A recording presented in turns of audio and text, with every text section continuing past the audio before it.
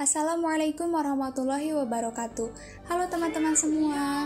Pada kesempatan kali ini, kami dari kelompok 1 yang beranggotakan Ali Fahmun, Ayang Gilang Ramadan, Bilqis Risma, dan Ciara Fauzia Alfareta akan memaparkan materi yang berjudul penyesuaian diri.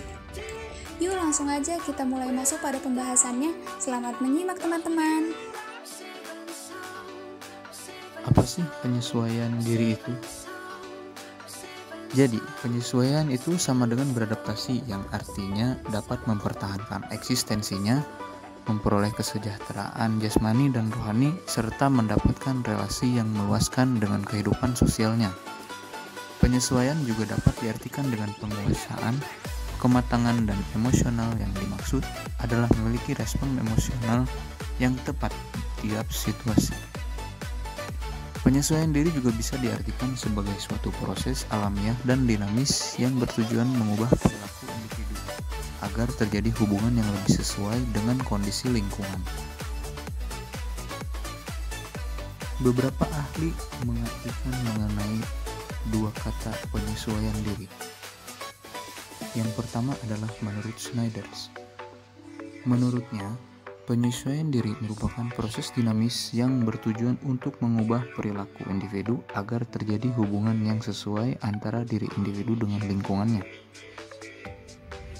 Lalu yang selanjutnya, menurut James F. Calhoun dan John Ross Akokela,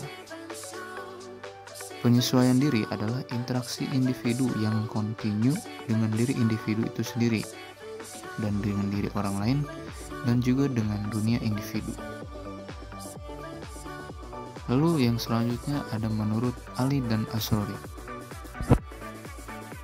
Penyesuaian diri itu ialah sebagai suatu proses dalam diri individu yang mencakup respon mental dan tingkah laku, sehingga terwujud keselarasan pada diri dalam frustasi, konflik, atau emosi lain untuk mencapai suatu hubungan yang memuaskan dengan orang lain dan lingkungannya. Jadi, kita langsung aja bahas aspek penyesuaian diri yang pertama, yaitu ada aspek penyesuaian diri menurut Albert dan Emmons. Kita langsung masuk ke aspek yang pertama yang akan kita bahas adalah aspek self-knowledge dan self-insight. Aspek self-knowledge dan self-insight ini merupakan kemampuan dalam memahami dirinya sendiri, bahwa dirinya itu memiliki kelebihan dan kekurangan. Hal ini dapat diketahui dengan pemahaman emosional pada dirinya sendiri, yang berarti adanya kesadaran akan kekurangan dan disertai dengan sikap yang positif terhadap kekurangan tersebut, maka akan mampu untuk menutupinya. Aspek yang kedua yaitu ada aspek self-objectivity dan self-acceptance. Di aspek yang kali ini kita membahas bagaimana penerimaan diri. Self-acceptance bersikap realistik setelah mengenal dirinya sehingga mampu menerima keadaan dirinya sendiri. Nah, self-acceptance ini merupakan suatu kondisi dan sikap positif individu dalam bentuk penghargaan terhadap diri, menerima segala kelebihan dan kekurangan, mengetahui kemampuan dan kelemahan, tidak menyalahkan diri sendiri maupun orang lain, dan berusaha sebaik mungkin agar dapat berubah menjadi lebih baik dari yang sebelumnya. Sehingga kita bisa lebih menyayangi diri dan diterima oleh orang lain. Lalu aspek yang ketiga itu ada aspek self-development dan self-control. Di aspek kali ini kita akan membahas bagaimana kita mengendalikan diri sendiri. Apakah kita mampu untuk mengarahkan diri, menyaring rangsangan-rangsangan dari luar, entah itu ide-ide, perilaku, emosi, sikap, dan tingkah laku yang sesuai. Kendali diri dapat mencerminkan individu tersebut matang dalam menyelesaikan masalah kehidupannya. Untuk self-development sendiri memiliki pengertian suatu strategi atau cara yang dilakukan dan diusahakan oleh individu guna mengembangkan kesadaran diri, potensi, bakat, keterampilan, dan kemampuan. Self-development juga bisa membantu kita dalam memperluas perspektif dan pola pikir yang bisa berdampak pada bagaimana respon kita terhadap sesuatu. Sehingga bisa membuat kita lebih mengontrol emosi dan pikiran yang kita miliki. Lalu, aspek yang keempat ada aspek satisfaction. Di aspek yang ini, kita menganggap bahwa segala sesuatu yang dikerjakan itu merupakan sebuah pengalaman yang apabila tercapai keinginannya, maka menimbulkan rasa puas dalam dirinya.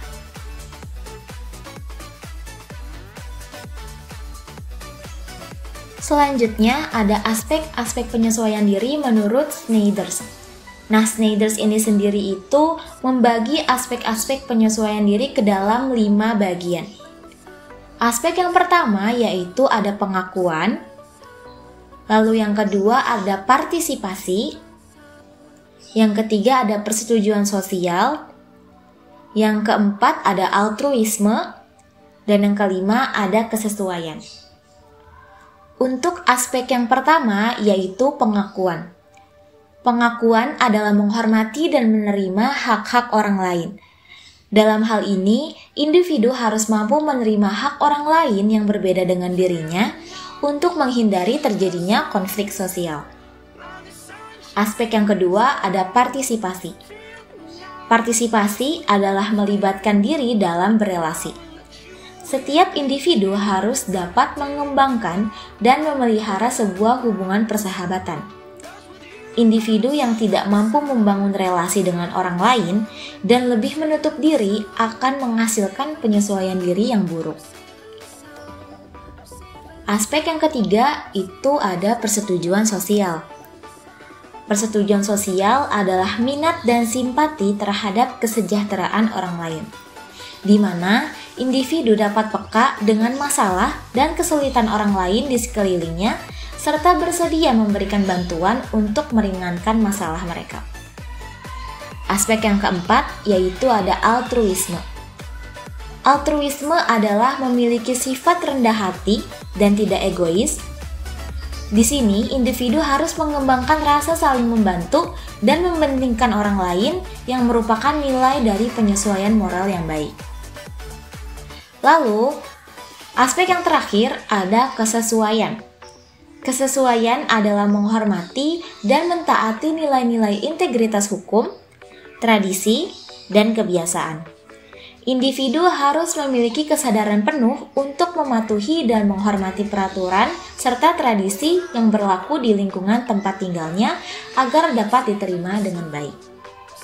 Faktor-faktor yang dapat mempengaruhi suatu penyesuaian diri. Di antaranya, yang pertama yaitu keadaan fisik, yang kedua perkembangan dan kematangan emosi, yang ketiga keadaan psikologis, yang keempat kondisi dan lingkungan, yang kelima budaya dan agama. Jadi teman-teman, untuk kelima poin ini diusahakan, bahkan harus ya teman-teman, untuk selalu terjaga dengan baik, baik untuk diri kita sendiri maupun untuk diri orang lain. Untuk yang selanjutnya yaitu faktor yang mempengaruhi penyesuaian diri menurut Suparwoto. Faktor yang dapat mempengaruhi penyesuaian diri dikelompokkan menjadi 2 kelompok menurut Suparwoto, yang terdiri dari faktor internal maupun faktor eksternal. Di antaranya, untuk poin yang pertama yaitu A, faktor internal. Yang pertama itu ialah motif. Merupakan dorongan-dorongan sosial seperti dorongan untuk berprestasi, dorongan untuk menjadi lebih unggul di dalam lingkungan, dan juga dorongan untuk bersosialisasi. Untuk yang kedua yaitu persepsi, yaitu adalah proses pengamatan dan suatu penilaian melalui kognitif maupun afektif individu terhadap objek peristiwa dalam pembentukan suatu konsep yang baru. Yang ketiga, self concept atau konsep diri, yaitu bagaimana individu memandang dirinya sendiri serta sikap yang dimilikinya, baik terkait dengan dimensi fisik, karakteristik individual, dan juga motivasi untuk diri. Selain itu, meliputi kelebihan-kelebihan yang dimiliki oleh dirinya dan juga kekurangan atau kegagalan dirinya. Individu yang memiliki konsep diri yang positif akan mampu menyesuaikan diri dan menyenangkan dibandingkan dengan individu yang memiliki konsep diri yang buruk. Yang keempat, sikap merupakan suatu kesiapan atau suatu kesediaan individu untuk bertindak. Individu dengan sikap yang baik cenderung lebih mudah dalam menyesuaikan diri dengan lingkungan dibandingkan dengan individu yang memiliki sikap tidak baik. Yang kelima, kepribadian, yaitu prinsipnya individu yang memiliki kepribadian ekstrovert cenderung malah mudah menyesuaikan diri dibandingkan dengan individu yang memiliki kepribadian introvert. Yang keenam, inteligensi dan minat. Inteligensi sebagai langkah awal dalam berinteraksi atau proses penyesuaian diri. Dengan inteligensi, individu dapat menganalisis dan menalar.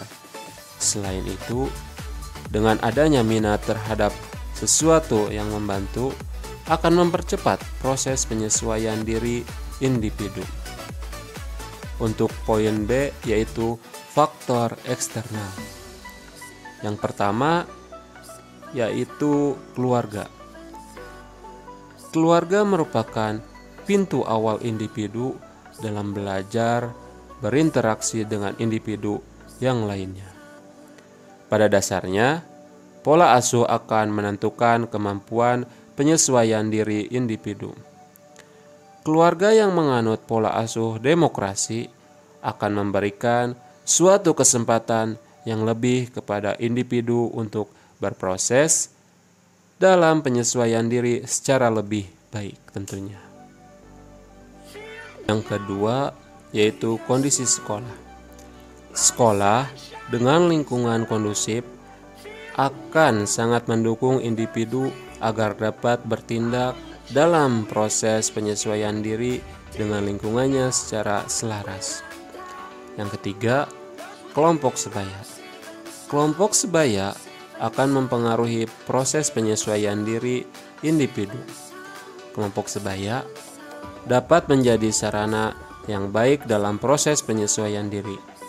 Akan tetapi, ada juga yang sebaliknya sebagai penghambat proses penyesuaian diri individu. Yang keempat, prasangka sosial. Prasangka sosial akan menghambat suatu proses penyesuaian diri individu apabila masyarakat memberikan label yang negatif kepada individu seperti nakal, suka melanggar peraturan, menentang orang tua, dan lain sebagainya.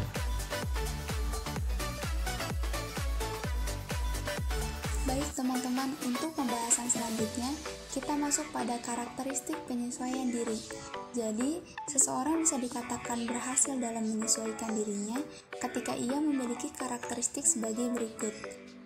Dan langsung saja untuk poin yang pertama, yaitu ketika seseorang tidak menunjukkan adanya ketegangan emosional. Ketegangan emosional sendiri adalah suatu kondisi ketegangan yang mempengaruhi emosi, proses berpikir, dan kondisi seseorang, atau bisa kita sebut sebagai stres. Dan yang selanjutnya, tidak menunjukkan adanya mekanisme psikologi. Individu dikategorikan normal jika bersedia mengakui kegagalan yang dialami dan berusaha kembali untuk mencapai tujuan yang ditetapkan. Kemudian, individu yang dikatakan mengalami gangguan penyesuaian jika individu tersebut mengalami kegagalan dan menyatakan bahwa tujuan tersebut tidak berharga atau berakhir menjadi putus asa dan hilang semangat. Dan yang selanjutnya, tidak menunjukkan adanya frustasi pribadi. Pengertian lain dari frustasi adalah rasa kecewa yang mendalam yang mungkin diakibatkan karena tujuan yang dikehendaki tidak terwujud. Dan faktor yang bisa menjadi penyebab munculnya rasa frustasi antara lain kegagalan yang terus berulang, situasi kerja yang membuat stres, kondisi lingkungan yang tidak nyaman, serta keinginan yang terlalu tinggi. Dan akibat dari frustasi tersebut dapat berdampak pada psikis seperti kecemasan berlebih dan merasa tidak berdaya, maupun dari dampak fisik yang menjadikan seseorang tidak bisa beraktivitas atau mengganggu kognitif seperti pikiran kacau, emosi yang tidak stabil, tingkah laku yang tidak terkendali, dan bisa menarik seseorang dari lingkungan sosialnya. Yang selanjutnya, memiliki pertimbangan rasional dan pengarahan diri, artinya dapat berpikir maupun mempertimbangkan sesuatu dengan logis atau menurut pikiran yang sehat dan cocok dengan akal yang benar. Yang selanjutnya, mampu dalam belajar dan dapat dikatakan sebagai salah satu karakteristik dari keberhasilan penyesuaian diri ketika seseorang mampu dalam belajar memahami, mempelajari maupun menyimak dengan baik. Dan selanjutnya, menghargai pengalaman. Ya, seperti dapat menghargai pengalaman atau mampu belajar dari pengalaman, tidak selalu berpikiran negatif atas pengalaman diri sendiri maupun. Dan yang terakhir, bersikap realistik dan objektif. Sikap realistik dan objektif berkenaan dengan orientasi individu terhadap kenyataan. Artinya, ketika seseorang mampu menerima kenyataan yang dialami tanpa konflik dan melihatnya secara objektif. Sikap realistik dan objektif berdasarkan pada belajar pengalaman masa lalu, pertimbangan rasional, serta dapat menghargai situasi dan masalah. Pengaruh penyesuaian diri seorang individu terbagi menjadi dua, yakni akibat positif dan akibat yang negatif. Dan akibat yang positif terjadi apabila individu telah berhasil menyesuaikan diri terhadap lingkungannya dengan ciri-ciri sebagai berikut. Yang pertama, memiliki persahabatan dengan individu lainnya, yaitu ketika individu memiliki hubungan yang mendalam dengan kerabatnya atau dengan lingkungan sekitar sehingga mampu menumbuhkan rasa saling membutuhkan dan terjadinya suatu hubungan yang saling melengkapi antara individu tersebut dengan individu lainnya. Dan selanjutnya, rasa bersatu dengan kelompoknya. Jadi, individu tersebut memiliki perasaan menjadi bagian dari satu kelompok di mana individu itu berada. Kelompok ini bisa berupa di lingkungan rumah, sekolah, atau di dunia kerja. Dan selanjutnya, peran dalam masyarakat. Jadi, individu memiliki suatu sumbangsi terhadap kehidupan bersama. Dan hal ini juga ditandai dengan suatu keadaan di mana individu tersebut dapat memiliki suatu kedudukan atau pekerjaan yang diakui oleh masyarakat. Dan yang selanjutnya, perasaan puas karena telah melakukan sesuatu. Dan adapun pengaruh negatif terjadi apabila individu tidak berhasil menyesuaikan diri dengan lingkungan di mana individu itu berada. Dan hal ini ditandai dengan beberapa ciri-ciri sebagai berikut. Yang pertama, kehilangan status dalam masyarakat. Yang kedua, penyimpangan perilaku di mata hukum dan lingkungan. Dan yang terakhir, mengalami kesepian. Untuk kesimpulannya, penyesuaian diri adalah suatu proses individu dalam berinteraksi dengan dirinya sendiri, orang lain, maupun dengan lingkungannya agar tercapai suatu tujuan dengan kondisi yang diharapkan oleh dirinya sendiri dan juga lingkungan, serta dapat mencapai keseimbangan diri dalam memenuhi kebutuhan sesuai dengan lingkungannya. Sekian pemaparan materi dari kelompok kami. Kurang lebihnya kami mohon maaf. Dan jangan lupa cek video lainnya. Wassalamualaikum warahmatullahi wabarakatuh. Terima kasih.